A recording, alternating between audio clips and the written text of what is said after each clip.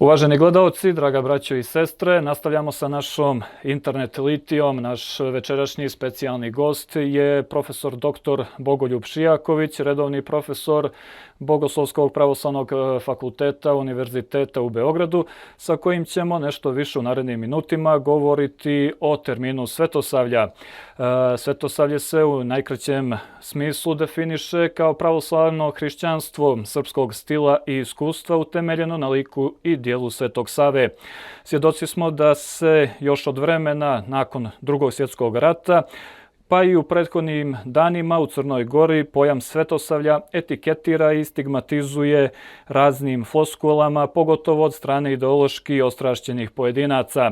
Nešto više o ovom pojmu, o smislu i suštini svetosavlja razgovaramo sa profesorom dr. Bogoljubom Šijakovićem, kome ovom prilikom želimo i dobrodošlicu na našoj internet liti. Profesore, pomaže Bog i hvala što ste izdvojili vremena da budete naš gost. Bog pomogao i drago mi je da mogu da se obratim vama i vašim gledalcima. Profesore, vi ste autor knjige Svetosavlje i filosofija života. Možda bi najbolje bilo za početak ovog razgovora da kažemo šta je to u svetosavlju što vi vidite kao sastavni dio filosofije života. Pa u toj knjizi Svetosavlje kao filosofija života bavio sam se diskusijom između dva svjetska rata koju su srpski intelektualci vodili oko pojma svetosavlje, šta bi on sve mogao da znači. To je, da se podsjetimo, nakon velikog rata koji je označio jednu krizu, kataklizmu evropskog načina života, nakon rata koji je bio katastrofalan i čiji nastavak je zapravo Drugi svjetski rat. To je doba kada u filosofiji, u sferi ideja vlada takozvani nihilizam, doba u kom je u krizi evropski humanizam, ideja humanizma, i onda naši autori nastoje da na temelju ideje svetosavlja ponude jednu novu epohalnu ideju koju su oni s pravom zamišljali ne kao neku lokalnu, provincijalnu, već kao jednu univerzalnu ideju, jer to zaista jeste ideja svetosavlja i najveći umovi tog doba, najobrazovaniji ljudi, kao što su Nikolaj Velimirović, Dimitrije Najdanović, Vladimir Vujić, Justin Popović, Pero Slijepčević, Đoko Slijepčević, Milutin Devrnja, Miloš Đurić i tako dalje, diskutuju o toj ideji svetosavlja, i to pod uticajem filosofije života Bergsona i Špenglera, koji su bili naročito popularni tada u Evropi. Špengler je, da se podsjetimo, govorio o krahu zapadne kulture, da se njen ciklus završava i da nastupa sledeći ciklus hiljadugodišnje kulture koji pripada slovenskim narodima, i na krilima tih ideja, naravno i na krilima ideje Vidovdana i kulta Kosova, svetosavska ideja je predložena kao jedna epohalna, univerzalna ideja teohumanizma, za razliku od ideje propalog humanizma koju kritikuju i na zapadu. Veliki jedan teolog zapadni, de Libak, takođe Berdjajev, oni pišu vrlo oštru kritiku zapadnog humanizma i ona je, to čini Heidegger naravno, tako da je to što su naši autori i naši umovi nastojali da predlože ideju svetosavlja kao novu epohalnu ideju teohumanizma, bilo je sasvim u tokovima evropskog mišljenja i evropskog duha tog vremena. Koliko danas razumijemo ideju svetosavlja kao filosofije života? Ona se često poistovjećuje i sa određenim političkim ideologijama. Imamo priliku da čujemo nerijetko pojam svetosavski nacionalizam, pa od skora i također pojam agresivni svetosavski nacionalizam. Pa to su naravno ideološki diskursi koje treba dekonstruisati, odnosno pokazati da kao i svaka ideologija se rukovodi nekim interesima, da li ličnim ili i tako dalje, da u to sad ne ulazimo, ali to je tipično ideološki diskurs koji služi za stigmatizaciju, za ocrnjivanje političkih protivnika. i to je jedan vrlo podli politički diskurs, budući da je Svetosavlje sve suprotno tome. Naime, Svetosavlje, koje je naravno u svojoj suštini pravoslavno hrišćanstvo, je dakle jedna ideja koja oplemenjuje sve čega se dotakne. Prema tome, ako bi neko upotrebio izraz, a korišćen je on sa raznih strana, svetosavski nacionalizam, onda to znači oplemenjeno osjećanje nacionalne pripadnosti. Onda to znači da to više nije shvatanje nacije kao neke biološke zajednice, već je to hrišćansko shvatanje zajednice koja je univerzalna i oplemenjena zajednica. Zajednica na temeljima morala, prava, na temeljima ljudskih normi i ideala. U tom smislu izraz Svetosavlje možemo jedino legitimno pripisivati pojavama i fenomenima, dakle ono oplemenjuje sve čega se dotakne, kao što je to uradilo hrišćanstvo od kad se pojavilo na zemlji. Kritičari Svetosavlja nerijetko kažu da Srbi sa Svetim Savom ne mogu u Evropu i da Svetosavlje u neku ruku odvaja naš narod od zapadnih i savremenih tokova i da su svetosavske vrijednosti daleke od savremenih evropskih vrijednosti. Pa čim pomenemo pitanje vrijednosti, onda smo mi u središtu Svetosavlja. Svetosavlje je jedan vrijednosni sistem. Dakle, ono jeste izraz nacionalnog karaktera, ali istovremeno je ono izraz univerzalnih hrišćanskih vrijednosti. A kad govorimo o Evropi, onda vas da treba imati na umu da postoje dva stuba evropskog identiteta. Jedan je klasična grčka antika, a drugi je hrišćanstvo. To su osnovna dva stuba identiteta Evrope. I onaj ko govori o evropskom identitetu i o evropskim vrijednostima, on mora da po tim podrazumijeva prvenstveno hrišćanske vrijednosti. A Svetosavlje jeste naš nacionalni izraz tih hrišćanskih vrijednosti. Svetosavlje nam govori naime kako da u jednoj konkretnoj životnoj realnosti jedna zajednica, jedan narod ostvaruje hrišćanske vrijednosti koje su univerzalne, ali ih mi ostvarujemo na jedan konkretan način. To vam je kao i u našem ljudskom ponašanju. Svi mi dijelimo neke vrijednosti i ideale, međutim nije stvar da se saglasimo u tome šta je dobro, a šta je zlo. Stvar je u tome da činimo dobro i da se suprotstavljamo zlu. Dakle, u konkretnoj životnoj realnosti mi smo moralna bića, a ne u nekom apstraktnom svijetu ideja. Prema tome, Svetosavlje je sasvim konkretna životna realnost u kojoj se potvrđuju hrišćanske univerzalne vrijednosti. Kazali ste da je Svetosavlje u prvoj polovini 20. vijeka nastalo kao odgovor na nihilističke filosofije i humanizam. Da li je to slučaj i danas? Da li danas Svetosavlje predstavlja alternativu nihilističkim filosofijama? Pa naravno, sad bilo bi pretenciozno da usputno govorimo o stanju u savremenoj filosofiji i u savremenoj svijetu ideja, ali postoji jedna opšta konfuzija i zbunjenost u sferi ideja. Mi više nemamo velikih mislilaca, velikih knjiga, velikih ideja.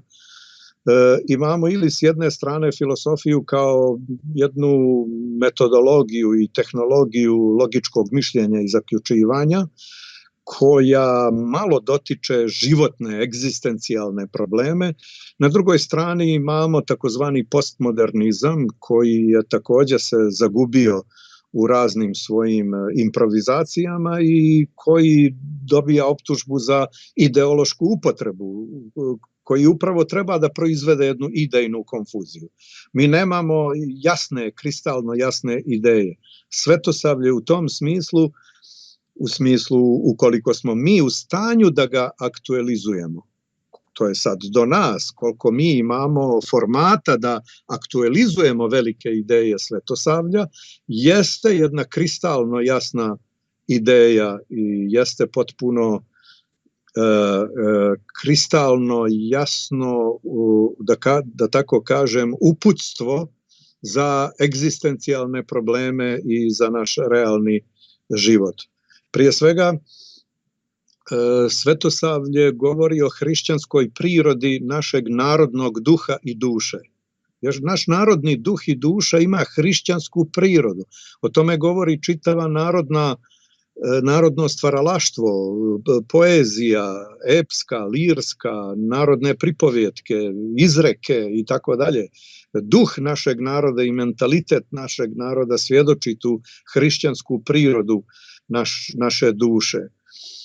Zato se Svetosavlje i nazivalo da je to susret srpske narodne duše sa Hristom. Da je to autentični doživljaj i izraz hrišćanstva srpskog naroda.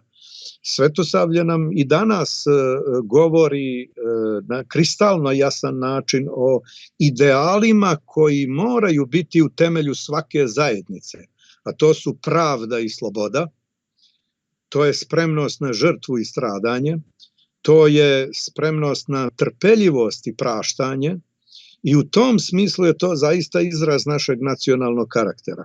Pa dakle, i danas mi žudimo za pravdom i slobodom, i danas mi smo spremni da se žrtvujemo i stradamo, i danas mi pokazujemo trpeljivost, i u tom smislu smo zaista narod Svetoga Save.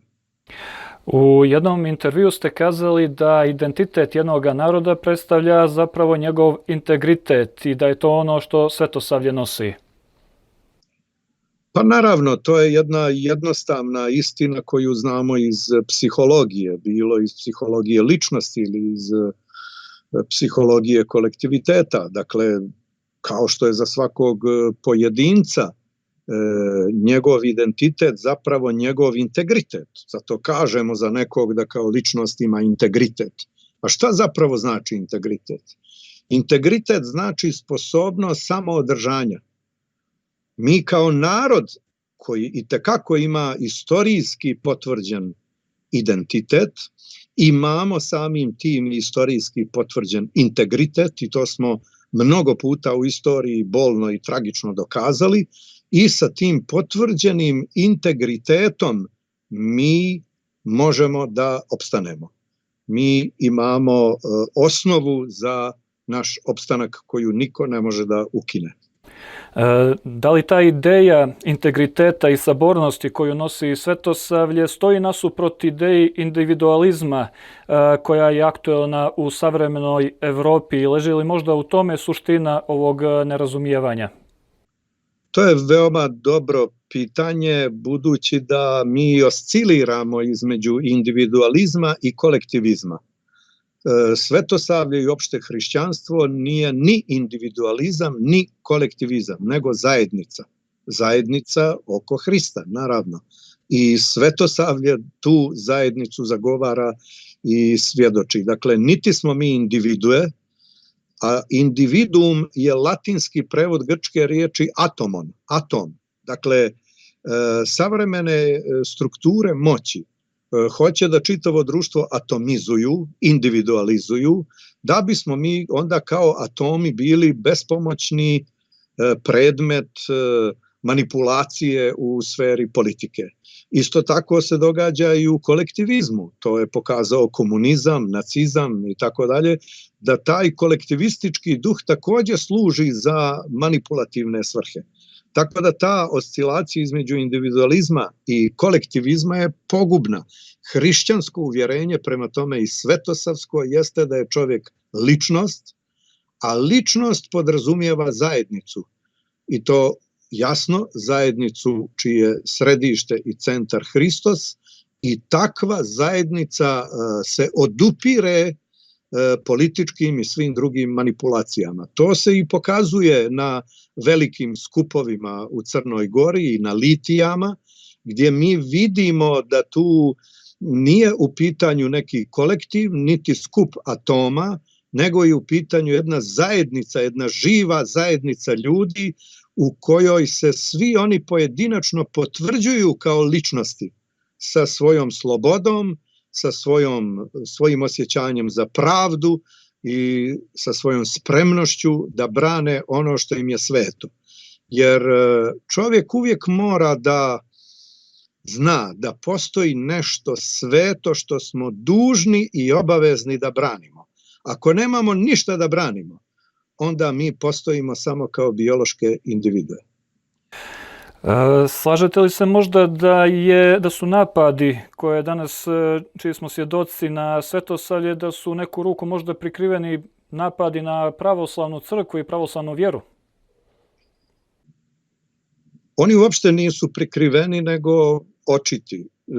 Ja sam i pročitao nedavnu izjavu predsjednika vlade Crne Gore, Duška Markovića, koji koristi izraz nametnuto svetosavlje i koji suprotstavlja svetosavlje i antifašizam, govoreći da antifašizam i svetosavlje ne idu zajedno.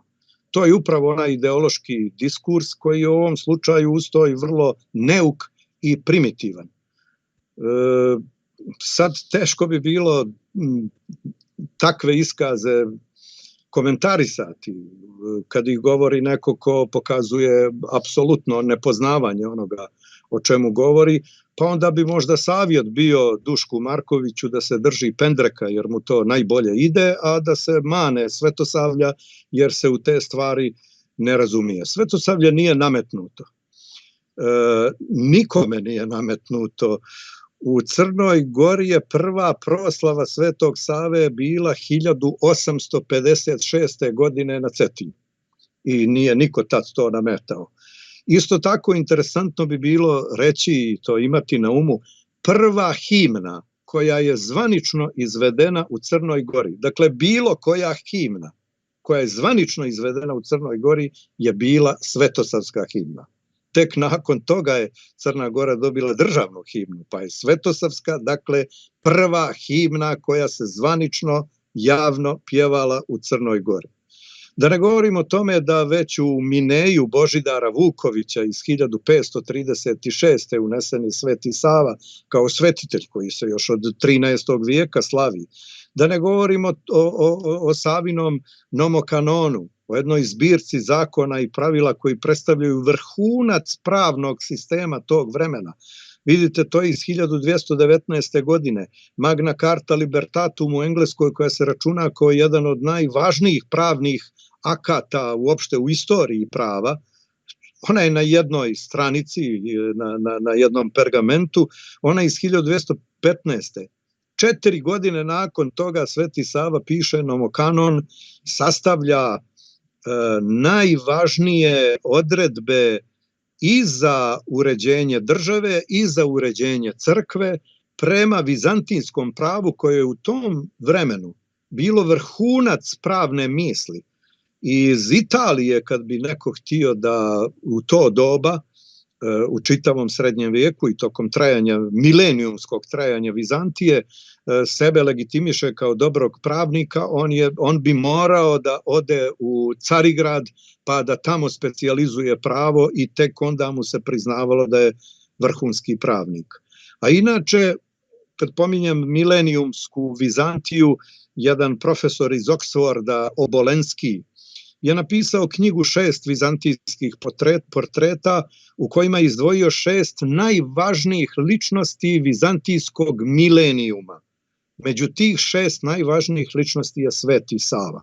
Tako da Obolenski misli tako i zato je profesor u Oksfordu, a pomenuti gospodin je stručnjak za pendreke i nek se drži dalje toga. Čuveni George Orwell je jednom prilikom napisao: ako želite da vladate ljudima u sadašnjosti, morate ovladati njihovom prošlošću da biste ovladali i njihovom budućnošću. Da li je to možda recept koji danas vidimo u Crnoj Gori? Naime, udar na prošlost i na jedan od stubova naše kulture, odnosno svetosavlje. Pa svi totalitarni režimi i sve diktature postupaju tako. Dakle, svi totalitarni režimi hoće sebe da obogotvore, a sve drugo da desakralizuju. No kad govorimo o prošlosti i svetosavlju i antifašizmu, interesantno bi se bilo prisjetiti te prošlosti. Antifašisti tokom Drugog svjetskog rata su proslavljali Svetoga Savu. To je činjenica. Prvi Savindan u oslobođenom Beogradu 1945. godine proslavljen je u Skupštini Jugoslavije uz prisustvo svih političkih vođa tog vremena, onih koji su osvojili vlast u to vrijeme. I njima je tad bilo jasno da moraju se legitimisati sa Svetim Savom. I još dugo je slavljen Sveti Sava dok nisu sasvim ovladali zemljom, pa su onda mogli da suspenduju tu prošlost i da grade srećnu budućnost, a vidjeli smo kako se ona završila. Antifašizam ne pripada samo onima koje u vidu ima gospodin Marković, komunistima. Antifašizam pripada čitavom srpskom narodu. Srpski narod je antifašistički narod. Srpski narod je uvijek bio protiv svake, kako bi se reklo, sile i nepravde i u svim ratovima i u svim prelomnim istorijskim trenucima Evrope on je bio na pravoj strani. I tu nikakve sumnje nema. Kazali ste jednom prilikom da sve zbog čega je Sveti Sava, sve ono što je uradio, da je samim tim postao savremenik u svakom vremenu. Šta bi on danas poručio u ovom vremenu i u ovim dešavanjima u kojima se nalazimo u Crnoj Gori? Pa to i jeste uloga velikih ljudi u istoriji, da uvijek budu svetionik i putovoditelji u istorijskim bespućima. Što se tiče zbivanja u Crnoj Gori, prije svega mislim na veličanstvene litije i na jednu veličanstvenu pobunu naroda, onda svetosavski duh te pobune je također očigledan. Sveti Sava bi nam rekao, jednostavno rečeno, da treba da moć bude zauzdana pravom. Pomenuli smo njegov nomokanon, zakonopravilo, taj vrhunski pravni spis koji reguliše pravna pitanja u državi i u crkvi, a upravo je to bio povod, dakle, neodgovarajuće i zlonamjerno pravno regulisanje i nametanje crkvenog problema u Crnoj Gori, upravo je to bio razlog i povod narodne pobune. Dakle, moć treba zauzdati pravom. Zato mi upotrebljavamo riječ ustav. Ustav znači da moć treba da bude ustavljena zakonskim okvirima. Moć u Crnoj Gori ne želi da bude ustavljena ničim i zbog toga oni krše ustav. Narod je ustao da odbrani ustav, da odbrani pravni poredak, da odbrani ljudska prava. Sve se to prelama kroz crkveno pitanje.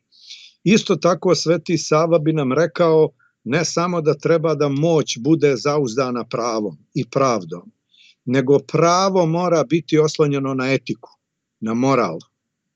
Nema tih pravnih normi, dobrih pravnih normi, ako one nemaju u sebi jedan moment pravednosti, jedan moment etičkog utemeljenja.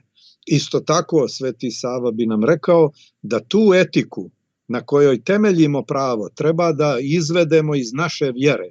Naša vjera je jedna etička koncepcija koja porađa jedan sistem vrijednosti i sistem moralnih normi. Taj sistem moralnih normi utiče i na pravne norme i kada to bude dovedeno u sklad, onda će biti i skladan socijalni život u Crnoj Gori. Profesore Šijaković, nama ne preostaje ništa drugo nego da vam se još jednom zahvalimo na izdvojenom vremenu i što ste bili gost na našoj internet litiji. Bilo mi je drago što makar na ovaj način mogu da učestvujem u litiji. Ipak ono živo iskustvo litije ne može da se ničim zamijeni i jedva čekam da mogućnosti se steknu da budem u litiji sa narodom u Crnoj Gori i da na taj način učestvujem u odbrani pravde, istine, slobode i ljudskih prava. Amin Bože daj, uvaženi gledalci, draga braćo i sestre, bio je ovo profesor dr. Bogoljub Šijaković sa kojim smo večeras razgovarali o pojmu, smislu i suštini svetosavlja. Sa ovim razgovorom i završavamo i večerašnju internet litiju. Do nekog novog gledanja, svako dobro od Gospoda i ne damo svetinje.